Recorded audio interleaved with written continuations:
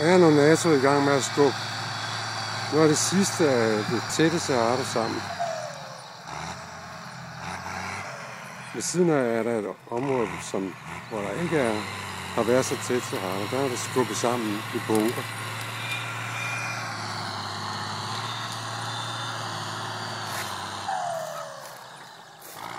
Der er mange små buske, som kæden ikke får med op, fordi de bøjer af, og kæden glider hen over den. Og nu sætter han så gaffelen ret godt i jorden for at få så meget med som muligt.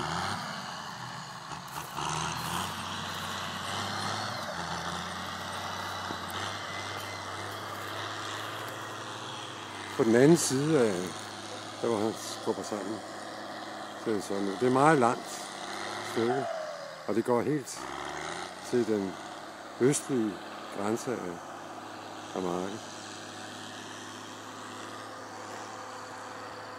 Her kan man se det, som vi brændte af for 2 uger siden. Der regnen har gjort, at der kommer meget nyt græs op.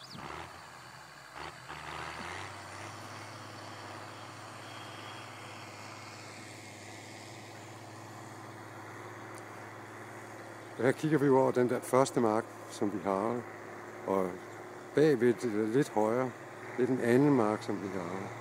Man kan lige skimte en bunke kalk hen ved siden af det træ, der er længst væk.